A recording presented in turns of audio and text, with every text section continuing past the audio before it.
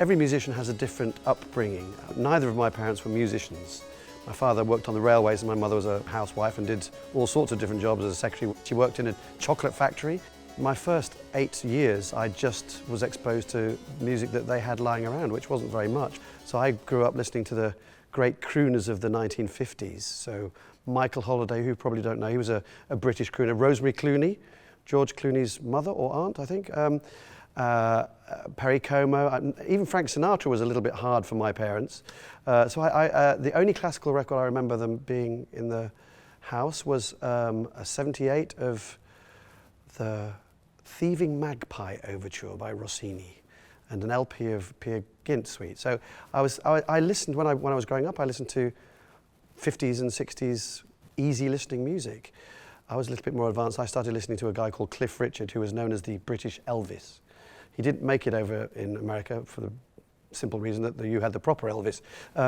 So I wasn't really exposed to classical music until I moved to York and had a really good piano teacher who decided it would be a good idea for me to audition for the cathedral choir in York. That's the second cathedral in Britain after Canterbury.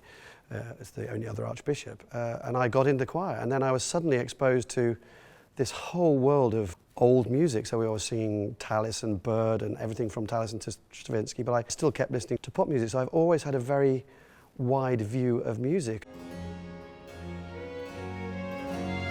The whole historical performance thing started when I was at school. I remember being exposed to, because I'd been in the choir, I'd sung Tallis, so I knew music from the 1550s.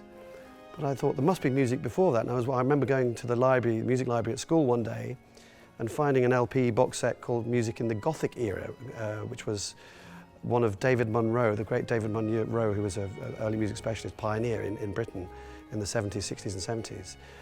And I listened to this 3 LP set and I was completely blown away. And it was really my first exposure to that idea of historical performance. And he was such a great communicator. He had this immense enthusiasm for not only the old music, but the tools with which to perform this music. So that sort of started the rot in my brain. And then when I got to Cambridge 2-3 years later, there was a harpsichord in the chapel at my college, Clare College in Cambridge. And I just started playing. And the rest is history. Andrew Manzi that came the next year to Clare, so we started playing concerts together. So I sort of went that direction just by sort of curiosity about the harpsichord and the old tools, using these strange old tools to see what the colours were in this music, not as a sort of museum job to preserve it, but to try and figure out what these instruments, these old instruments, do to the music, how they help or how they hinder, what's more difficult, what's easier.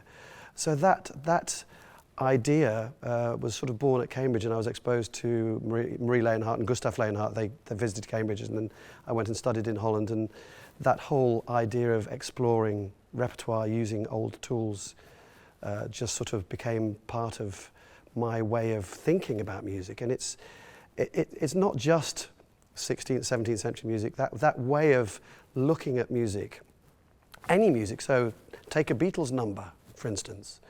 You know, when people play Beatles numbers today, do they play it with 1960s equipment? Probably not.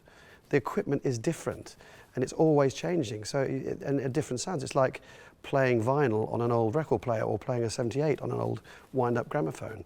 It's a completely different experience from listening to those old singers on a CD transfer. It's much better. The old equipment is much better. I can assure you. I have recordings of Caruso and Gigli, these great singers from the beginning of the 20th century. And if you hear them on this acoustic process, they are literally in the room with you. It's so exciting.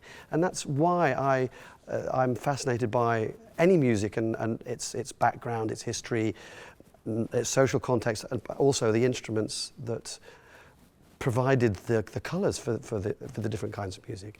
So you can carry that. But I still listen to all kinds of music, and I'm also helped by various people in my life. So my daughters keep me appraised of the latest developments in what's going on in the pop world. So I was introduced to BTS by my 20-year-old daughter who was absolutely mad about them, so I sort of got to know about that. And a great Norwegian singer-songwriter called Aurora. I don't know whether you've come across her, a wonderful singer-songwriter. And Björk, I've always been a huge fan, and Prince, so I always try and keep up with what's new and interesting and good music.